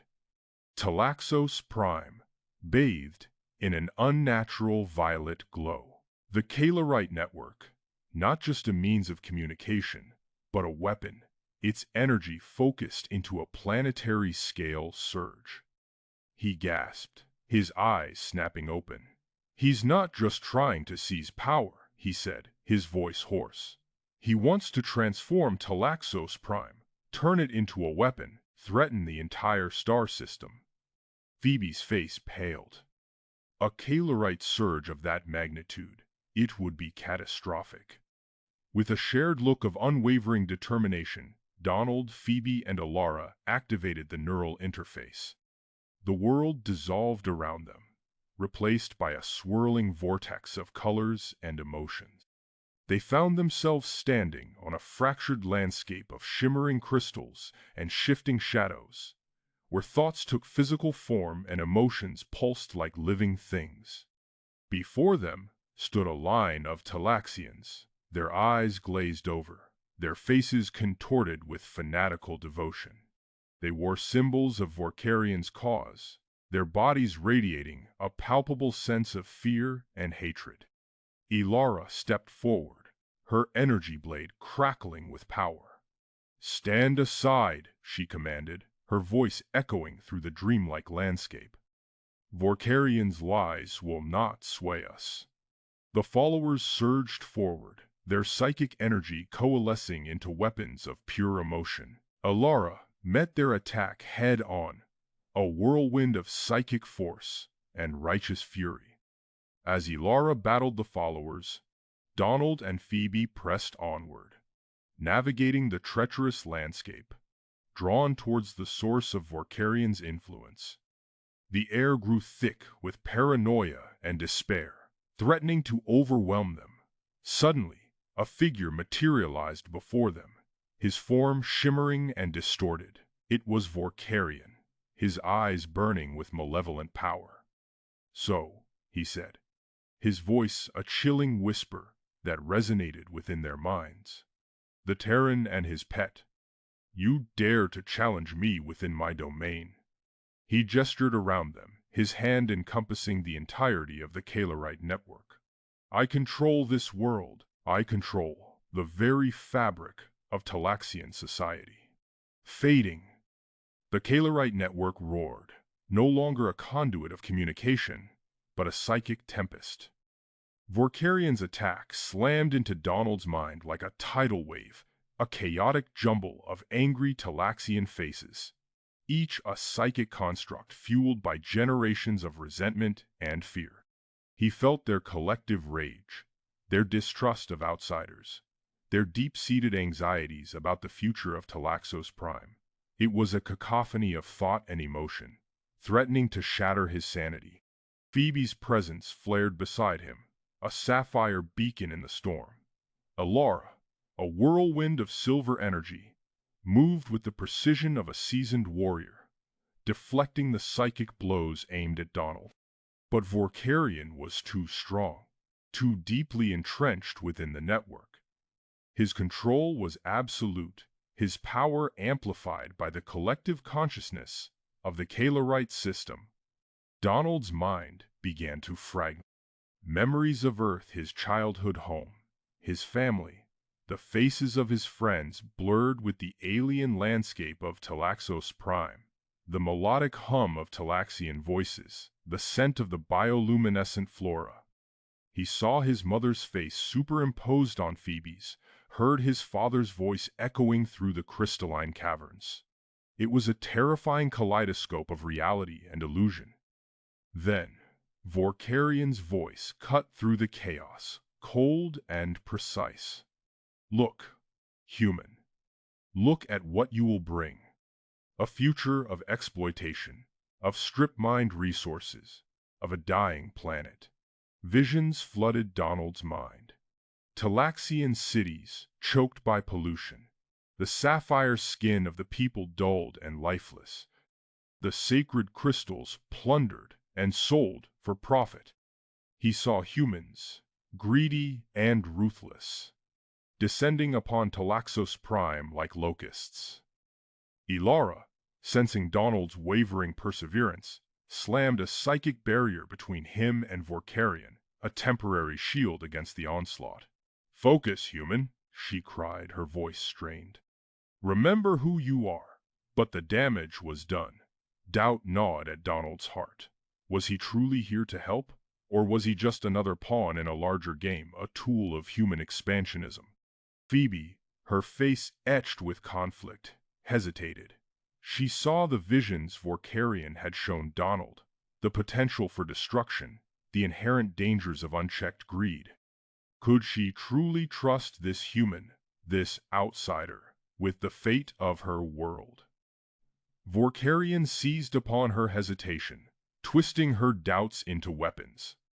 He showed her images of Donald betraying Talaxos, stealing its resources, abandoning her people to their doom. He whispered insidious lies, preying on her fears and insecurities. "He is using you, Phoebe," Vorkarion hissed. "He will take what he wants and leave you with nothing." Despite the chaos swirling around him, despite the fragmentation of his mind, Donald sensed Phoebe's wavering perseverance. He reached out to her, not with psychic force, but with the simple, unwavering truth of his heart. "Phoebe," he whispered, his voice barely audible above the psychic storm, "I came here seeking peace. I believe in the potential for understanding between our peoples. Don't let Vorkarion's lies cloud your judgment." His words, simple and honest, cut through the illusions. Phoebe saw past Vorkarion's manipulation, saw the genuine desire for peace in Donald's eyes. A surge of dedication flooded her, banishing her doubts. With a cry of defiance, she unleashed her full psychic power against Vorkarion's constructs, shattering them like glass. "Enough!" she roared, her voice echoing through the network. "I will not be swayed by your lies, Vorkarion. I stand with Donald." Ilara and Phoebe, working in perfect synchronization, created a pathway through the psychic storm, a narrow corridor of light leading towards the core of Vorkarion's influence. "Go, Donald," Ilara urged. "Confront him at his source." Guided by Phoebe and Ilara, Donald plunged into the heart of the Kalerite network, towards the psychic nexus where Vorkarion held sway. He found himself in a vast echoing chamber, the walls shimmering with the collective thoughts and emotions of the Talaxian people. In the center of the chamber, Vorkarion stood, a towering figure of psychic energy, his eyes burning with cold fury. "You cannot defeat me, human," Vorkarion boomed, his voice shaking the very foundations of the network. "I am the will of Talaxos Prime." "You're just afraid," Donald replied, his voice surprisingly steady despite the turmoil within him. Afraid of change, afraid of the future. He drew upon his human adaptability, his ability to think outside the box, to counter Vorkarian's Talaxian-centric strategies. He used logic and reason, empathy and understanding, to dismantle Vorkarian's arguments, to expose the flaws in his logic. But Vorkarian was not easily defeated. With a final surge of power, he unleashed a devastating revelation. You think you are saving Talaxos Prime, human? You are a fool. The Kalerite surge is imminent. If I am defeated, the network will collapse, and Talaxos Prime will be destroyed. Donald staggered back, reeling from the force of the revelation. He realized the horrifying truth. Vorkarian wasn't just trying to control Talaxos Prime. He was planning to sacrifice it. He intended to weaponize the Kalerite surge, to create a psychic bomb that could be used against the Terran Federation. He's going to destroy Talaxos to hurt us, Donald realized, his voice filled with horror. He's willing to sacrifice his own people to win this war. An idea sparked in Donald's mind, a desperate plan to divert the Kalerite surge. But it was a long shot, a gamble that could cost him his life. He would have to fully merge with the network, to become one with the collective consciousness of the Talaxian people. There's a way, Donald said, his voice barely a whisper.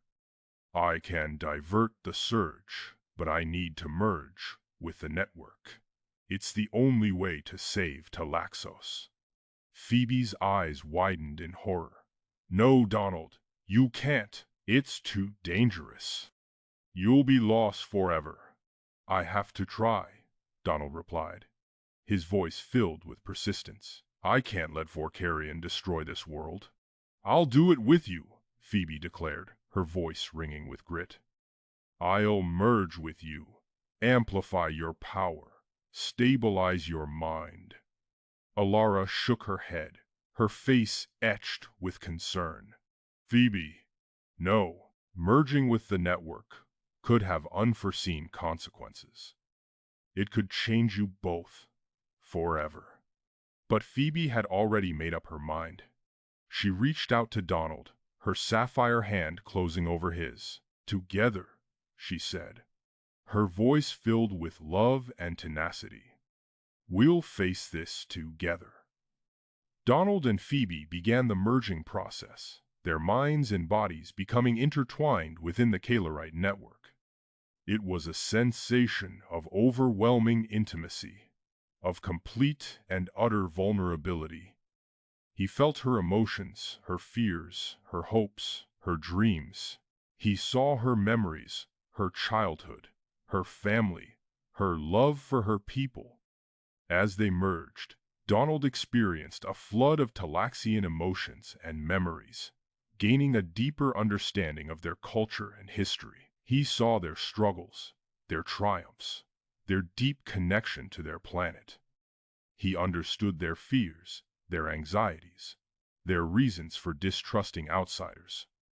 Suddenly, Vorkarian unleashed a final, desperate psychic attack, attempting to sever the connection between Donald and Phoebe, to tear them apart before they could complete the merge.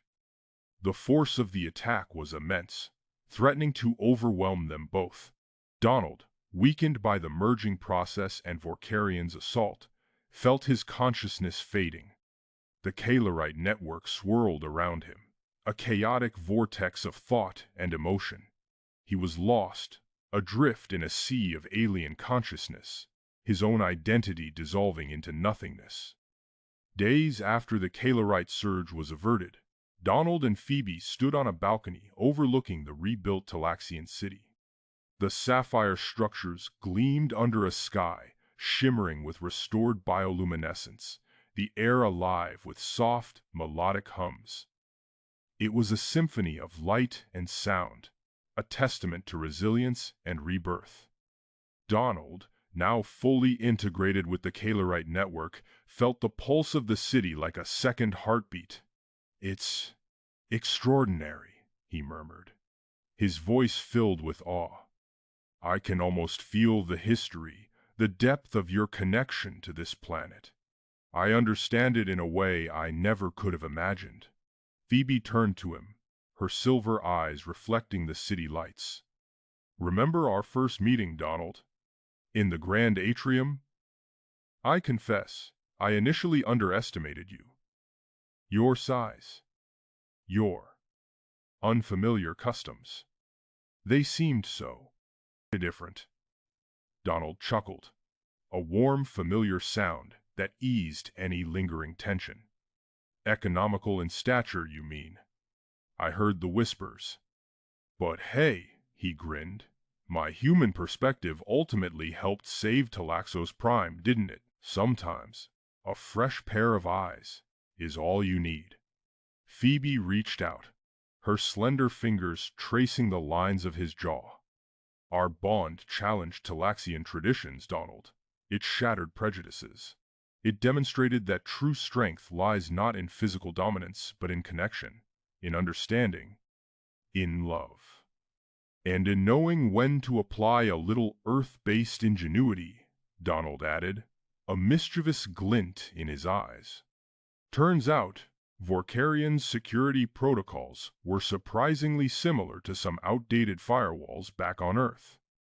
A few lines of code adapted to the Calerite system, and boom, vulnerability exploited." Phoebe smiled, a radiant expression that lit up her face. "The merging process has enhanced my psychic abilities, Donald. I can feel the thoughts and emotions of my people with greater clarity than ever before.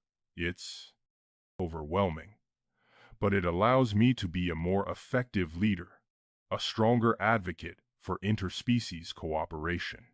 Just then, a Talaxian elder, his skin etched with the wisdom of centuries, approached them. "Envoy Jackson," he said, his voice deep and resonant, "we owe you a debt of gratitude that can never be repaid. You have shown us the error of our ways, the folly of our prejudices.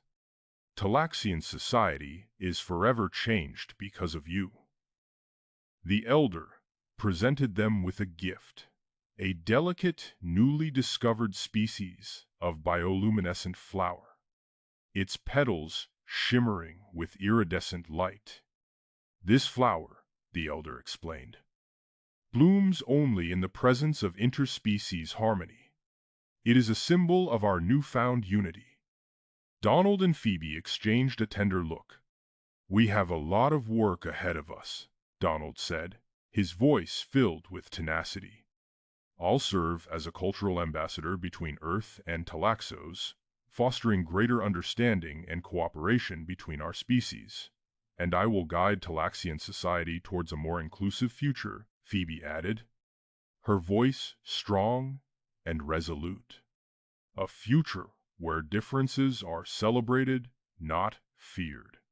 "We hope our relationship will inspire others," Donald said, his gaze sweeping over the city, "to overcome prejudice, to embrace the potential of interspecies connection, to see beyond the surface and recognize the shared humanity, or in this case, the shared sentience that binds us all.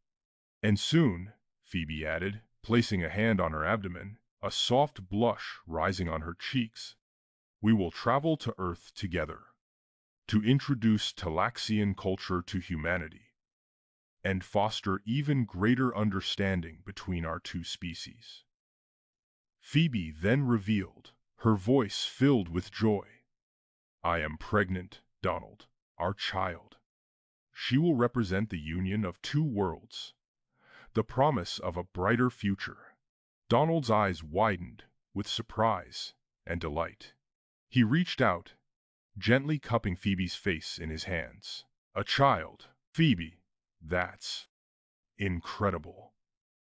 They embraced, their bioluminescent patterns merging in a dazzling display of love and unity.